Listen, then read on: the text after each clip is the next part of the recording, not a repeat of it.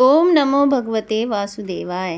भारतवर्ष में एक प्रतापी और दानी राजा राज्य करता था। वह नित्य गरीबों और ब्राह्मणों की सहायता करता था।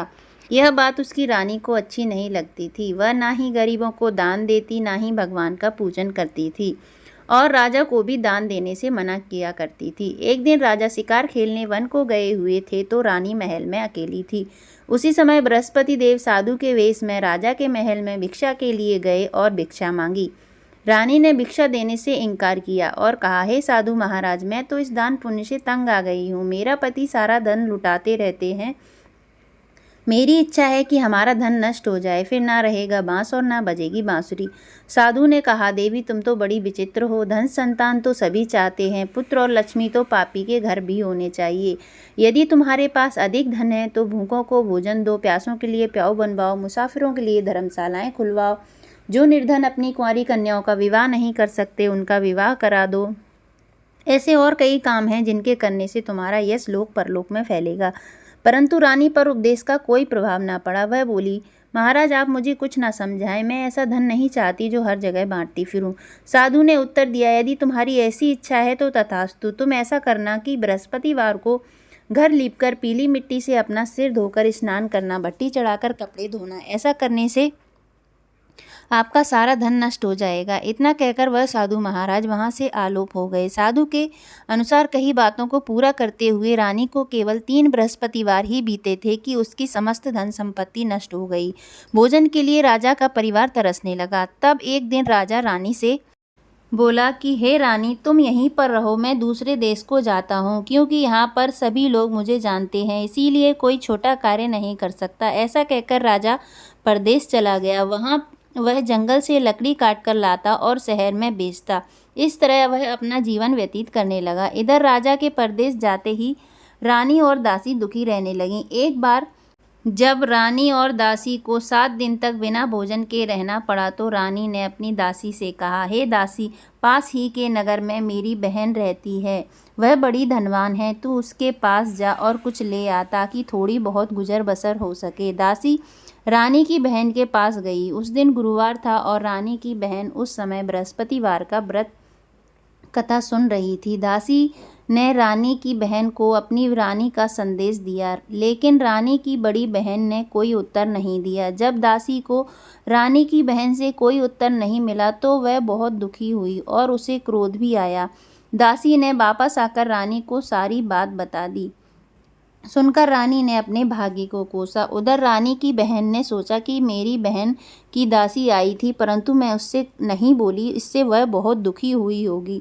कथा सुनकर और पूजन समाप्त करके वह अपनी बहन के घर आई और कहने लगी, हे बहन, मैं बृहस्पतिवार का व्रत कर रही थी, तुम्हारी दासी मेरे घर आई थी, परंतु जब तक कथा होती है तब तक ना तो उठते हैं और ना ही बोलते हैं, इसीलिए मैं नहीं बोली। कहो दासी, क्यों गई थी?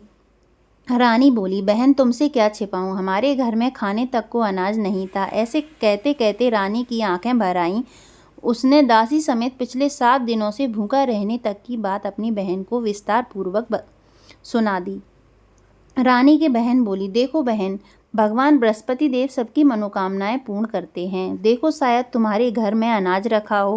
पहले तो रानी को विश्वास नहीं हुआ, पर बहन के आग्रह करने पर उसने अपनी दासी को अंदर भेजा तो उसे सचमुच अनाज से भरा एक घड़ा मिला। यह देखकर दासी को बड़ी हैरानी हुई। दासी रानी से कहने लगी, हे रानी, जब हमको भोजन नहीं मिलता तो हम व्रत ही तो करते हैं, इसीलिए क्यों ना इनसे व्रत और कथा की विधि पूछ ली जाए ताकि हम भी व्रत कर सकें।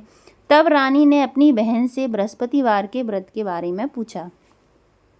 उसकी बहन ने बताया, बृहस्पतिवार के व्रत में चने की दाल और मुनक्का से विष्णु भगवान का केले की जड़ में पूजन करें तथा दीपक जलाएं, व्रत कथा सुनें और पीला भोजन ही करें, इससे बृहस्पति देव प्रसन्न होते हैं। व्रत और पूजन विधि बताकर रानी की बहन अपने घर लौट गई। 7 दिन बाद जब गुरुवार का दिन आया तो रानी और दासी ने व्रत रखा। गुड़साल से जाकर चना गुड़ लेकर आईं, फिर उससे केले की जड़ तथा विष्णु भगवान का पूजन किया। जब अब पीला भोजन कहाँ से आए, इस बात को लेकर दोनों बहुत दुखी थे। चूंकि उन्होंने व्रत रखा था इसीलिए बृहस्पति देव उनसे प्रसन्न थे, इसीलिए वे एक साधारण व्यक्ति का रूप धारण कर 2 थालों में सुंदर पीला भोजन दासी को दे गए। भोजन पाकर दासी प्रसन्न हुई और फिर रानी के साथ मिलकर भोजन ग्रहण किया। उसके बाद वे सभी गुरुवार को व्रत और पूजन करने लगी। बृहस्पति भगवान की कृपा से उनके पास फिर से धन संपत्ति आ गई, परंतु रानी फिर से पहले की तरह आलस्य करने लगी।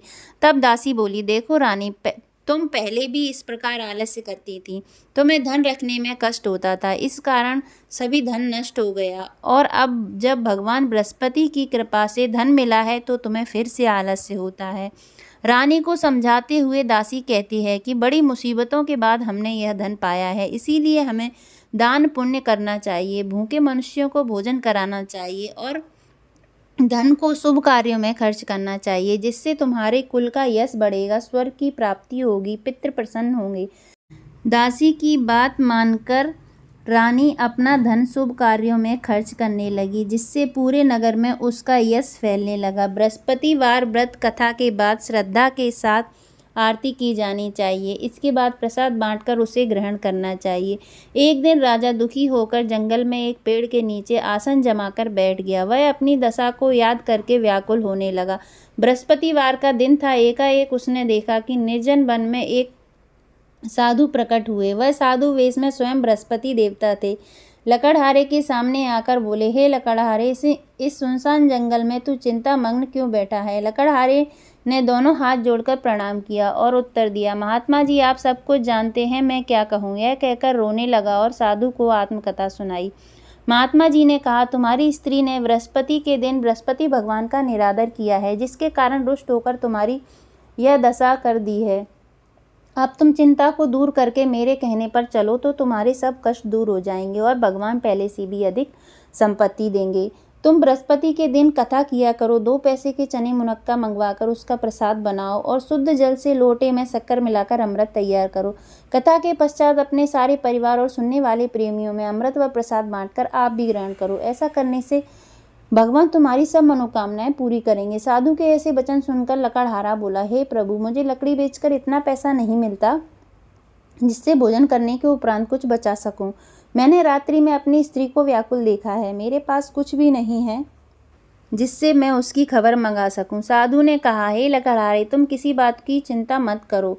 बृहस्पति के दिन तुम रोजाना की तरह लकड़ियां लेकर शहर को जाओ। तुमको रोज से दुगना धन प्राप्त होगा, जिससे तुम भली भांति भोजन कर लोगे तथा बृहस्पति देव की पूजा का सामान भी आ जाएगा। इतना कहकर साधु अंतर ध्यान हो गए। धीरे धीरे समय व्यतीत होने पर फिर वही बृहस्पतिवार का दिन आया। लकड़हारा जंगल से लकड़ी काटकर किसी शहर में बेचने गया। उसे उस दिन और दिन से अधिक पैसा मिला। राजा ने चना गुड़ आदि लाकर गुरुवार का व्रत किया। उस दिन से उसके सभी क्लेश दूर हुए, परंतु जब दोबारा गुरुवार का दिन आया तो बृहस्पतिवार का व्रत करना भूल गया। इस कारण बृहस्पति भगवान नाराज हो गए। उस दिन उस नगर के राजा ने विशाल यज्ञ का आयोजन किया तथा शहर में यह घोषणा करा दी कि कोई भी मनुष्य अपने घर में भोजन ना बनावे, ना आग जलावे।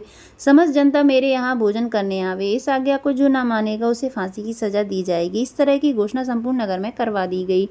राजा की आज्ञा अनुसार शहर के सभी लोग भोजन करने गए, लेकिन लकड़हारा कुछ देर से पहुंचा।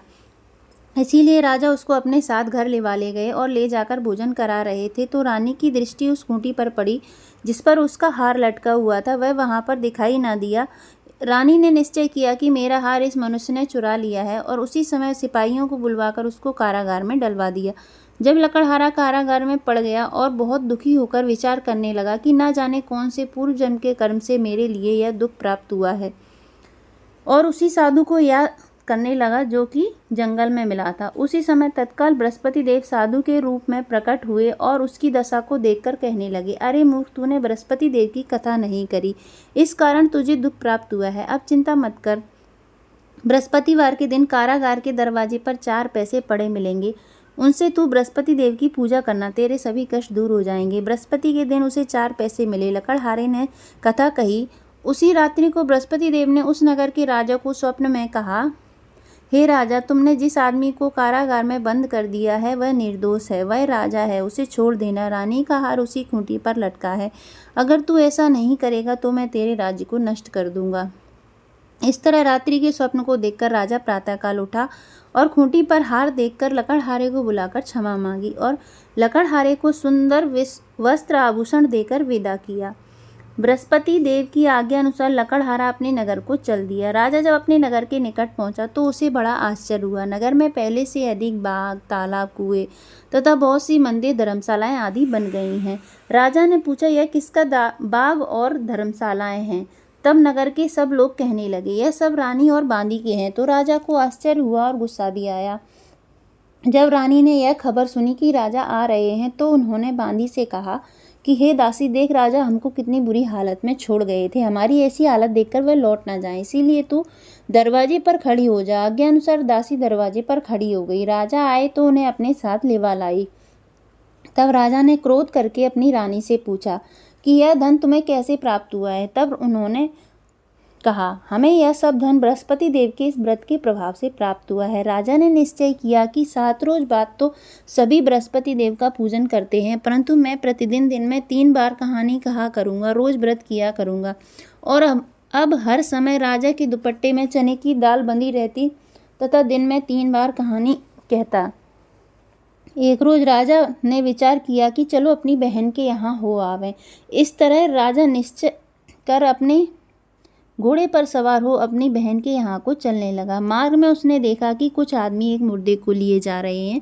उन्हें रोककर राजा कहने लगा, अरे भाइयों, तुम मेरी बृहस्पति देव की कथा सुन लो। वे बोले, लो हमारा तो आदमी मर गया, इसको अपनी कथा की पड़ी है। परंतु कुछ आदमी बोले, अच्छा कहो, हम तुम्हारी कथा भी सुनेंगे। राजा ने दाल निकाली और जब कथा आधी हुई तो मुर्दा हिलने लग गया तथा जब कथा समाप्त हो गई तो राम राम करके मनुष्य उठकर खड़ा हो गया। आगे मार्ग में उसे एक किसान खेत में हल चलाता मिला। राजा ने उसे देखा और उससे बोले, अरे भैया, तुम मेरी बृहस्पतिवार की कथा सुन लो। किसान बोला, जब तक मैं तेरी कथा सुनूंगा तब तक 4 अरैयां जोत लूंगा। जा अपनी कथा किसी और को सुनाना। इस तरह राजा आगे चलने लगा। राजा के हटते ही बैल पछाड़ खाकर गिर गए तथा किसान के पेट में बड़ी जोर से दर्द होने लगा। उस समय उसकी माँ रोटी लेकर आई। उसने जब यह देखा तो अपने पुत्र से सब हाल पूछा और बेटे ने सभी हाल कह दिया। तो बुढ़िया दौड़ी दौड़ी उस घुड़सवार के पास गई और उससे बोली कि मैं तेरी कथा सुनूंगी, तू अपनी कथा मेरे खेत पर चलकर ही कहना। राजा ने बुढ़िया के खेत पर जाकर कथा कही, जिसके सुनते ही वह बैल उठ खड़े हुए तथा किसान के पेट का दर्द बंद हो गया। राजा अपनी बहन के घर पहुंचा। बहन ने भाई की खूब मेहमानी की। दूसरे रोज राजा प्रातः काल जगा तो वह देखने लगा कि सब लोग भोजन कर रहे हैं। राजा ने अपनी बहन से कहा, ऐसा कोई मनुष्य है जिसने भोजन नहीं किया हो? मेरी बृहस्पतिवार की कथा सुन ले। बहन बोली, हे भैया, यह देश ऐसा ही है। पहले यहाँ लोग भोजन करते हैं, बाद में अन्य काम करते हैं। अगर कोई पड़ोस में हो तो देख आऊं। वह ऐसा कहकर देखने चली गई, परंतु उसे कोई ऐसा व्यक्ति नहीं मिला जिसने भोजन नहीं किया हो। अतः वह एक कुमार के घर गई जिसका लड़का बीमार था। उसे मालूम हुआ कि उनके यहाँ 3 रोज से किसी ने भोजन नहीं किया है। रानी ने अपनी भाई की कथा सुनने के लिए कुमार से कहा। वह तैयार हो गया। राजा ने जाकर बृहस्पतिवार की कथा कही, जिसको सुनकर उसका लड़का ठीक हो गया। अब तो राजा की प्रशंसा होने लगी। एक रोज राजा ने अपनी बहन से कहा कि हे बहन, हम अपने घर को जाएंगे, तुम भी तैयार हो जाओ। राजा की बहन ने अपनी सास से कहा। सास ने कहा, हाँ चली जा, परंतु अपने लड़कों को मत ले जाना, क्योंकि तेरे भाई के कोई औलाद नहीं है। बहन ने अपने भैया से कहा, हे भैया, मैं तो चलूँगी, पर कोई बालक नहीं जाएगा। राजा बोला, जब कोई बालक नहीं जाएगा तब तुम क्या करोगी? बड़े दुखी मन से राजा अपने नगर को लौट आया। राजा ने अपनी रानी से कहा, हम निर्वंशी राजा हैं, हमारा मुँह देखने का धर्म नहीं है और कुछ भोजन आदि नहीं किया। रानी बोली, हे प्रभु, बृहस्पति देव ने हमें सब कुछ दिया है, वह हमें औलाद अवश्य देंगे। उसी रात को बृहस्पति देव ने राजा से स्वप्न में कहा, हे राजा, उठ, सभी सोच त्याग दे, तेरी रानी गर्भ से है। राजा की यह बात सुनकर बड़ी खुशी हुई। 9वें महीने में उसके गर्भ से एक सुंदर पुत्र पैदा हुआ। तब राजा बोला, हे रानी, स्त्री बिना भोजन के रह सकती है, बिना कहे नहीं रह सकती। जब मेरी बहन आवे तो तुम उससे कुछ मत कहना। रानी ने सुनकर हाँ कर दिया। जब राजा की बहन ने यह शुभ समाचार सुना तो वह बहुत खुश हुई और बधाई लेकर अपनी भाई के यहाँ आई। तभी रानी ने कहा, घोड़ा चढ़कर तो नहीं आई, गधा चढ़ी आई। राजा की बहन बोली, भाभी, मैं इस प्रकार ना कहती तो तुम्हें औलाद कैसे मिलती? बृहस्पति देव ऐसे ही हैं, जैसे जिसके मन में कामनाएं हैं सभी को पूर्ण करते हैं। जो सद्भावना पूर्वक बृहस्पतिवार का व्रत करता है एवं कथा पढ़ता है अथवा सुनता है, दूसरों को सुनाता है, बृहस्पति देव उसकी सभी मनोकामनाएं पूर्ण करते हैं। भगवान बृहस्पति देव उसकी सदैव रक्षा करते हैं। संसार में जो मनुष्य सद्भावना से भगवान जी का पूजन व्रत सच्चे हृदय से करते हैं तो उनकी सभी मनोकामनाएं पूर्ण करते हैं। जैसी सच्ची भावना से रानी और राजा ने उनकी कथा का गुणगान किया तो उनकी सभी इच्छाएं बृहस्पति देव जी ने पूर्ण की थी। इसीलिए पूर्ण कथा सुनने के बाद प्रसाद लेकर जाना चाहिए। इससे हृदय से उनका मनन करते हुए जयकारा बोलना चाहिए। बोलो बृहस्पति देव की जय, विष्णु भगवान की जय। बृहस्पति देव की कथा। प्राचीन काल में एक ब्राह्मण रहता था। वह बहुत निर्धन था। उसकी कोई संतान नहीं थी।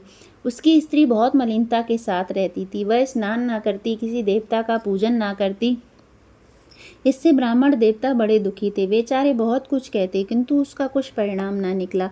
भगवान की कृपा से ब्राह्मण की स्त्री के कन्या रूपी रत्न पैदा हुआ। कन्या बड़ी होने पर प्रातः स्नान करके विष्णु भगवान का जाप व बृहस्पतिवार का व्रत करने लगी। पूजन पाठ को समाप्त करके विद्यालय जाती तो अपनी मुट्ठी में जौ भर के ले जाती और पाठशाला के मार्ग में डालती जाती। तब ये जौ स्वर्ण के हो जाते। लौटते समय उनको बीनकर घर ले आती थी।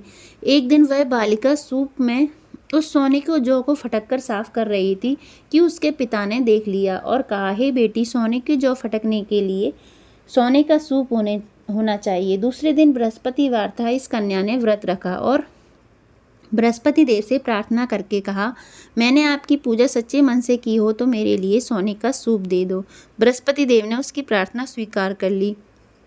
रोजाना की तरह वह कन्या जौ फैलाती हुई जाने लगी। जब लौटकर जौ बीन रही थी तो बृहस्पति देव की कृपा से उसे सोने का सूप मिला। उसे वह घर ले आई और उसमें जौ साफ करने लगी, परंतु उसकी माँ का वही ढंग रहा। एक दिन की बात है कि वह कन्या सोने के सूप में जौ साफ कर रही थी। उस समय उस शहर का राजपुत्र वहां होकर निकला। इस कन्या के रूप और कार्य को देखकर मोहित हो गया और अपने घर आकर भोजन तथा जल त्याग कर उदास होकर लेट गया। राजा को जब इस बात का पता लगा तो अपने प्रधानमंत्री के साथ उसके पास गए और बोले, हे बेटा, तुम्हें किस बात का कष्ट है? किसी ने अपमान किया अथवा और कारण हो सो कहो।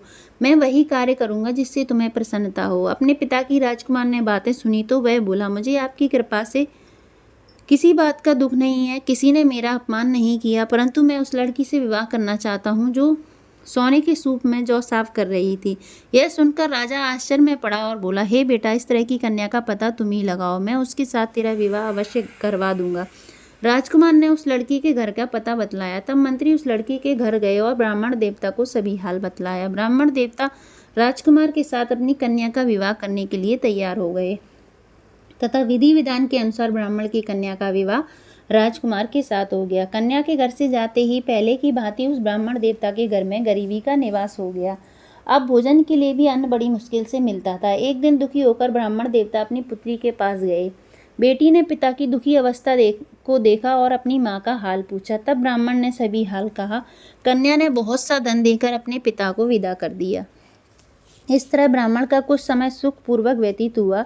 कुछ दिन बाद फिर वही हाल हो गया। ब्राह्मण फिर अपनी कन्या के यहाँ गया और सारा हाल कहा तो लड़की बोली, हे पिताजी, आप माताजी को यहाँ लिवा लाओ। मैं उसे विधि बता दूंगी जिससे गरीबी दूर हो जाएगी।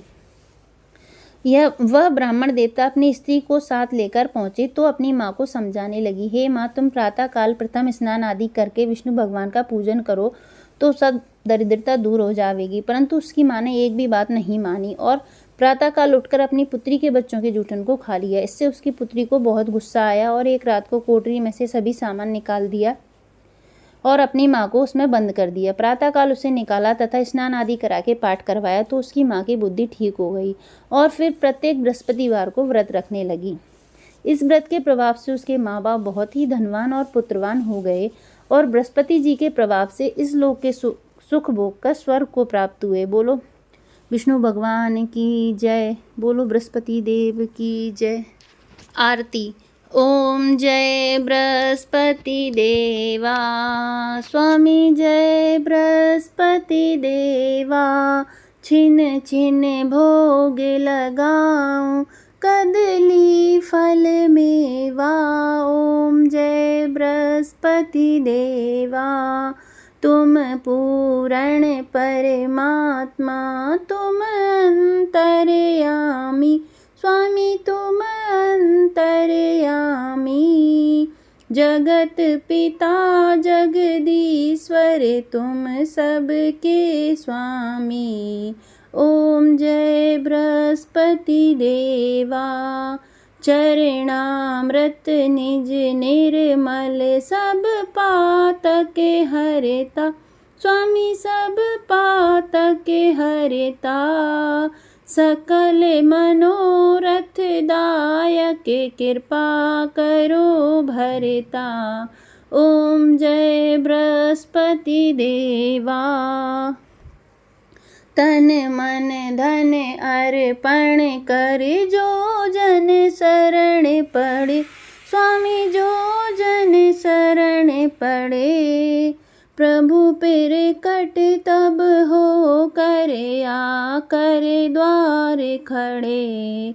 ओम जय बृहस्पति देवा। दीन दयाल दयानिधि भक्तन हितकारी, स्वामी भक्तन हितकारी। पाप दोष सब हरता भव बंधन हारी। ओम जय बृहस्पति देवा। सकल मनोरथ दायक सब संशय तारो, स्वामी सब संशय तारो। विषय विकार मिटाओ संतन सुखकारी। ओम जय बृहस्पति देवा। जो कोई आरती तेरी प्रेम सहित गावे, स्वामी प्रेम सहित गावे। ज्येष्ठ आनंद बंद सो सो निश्चय फल पावे। ओम जय बृहस्पति देवा। सब बोलो विष्णु भगवान की जय, बोलो बृहस्पति देव की जय। अगर आपको आज की कथा पसंद आई हो तो वीडियो को लाइक एंड चैनल को सब्सक्राइब जरूर करें। धन्यवाद।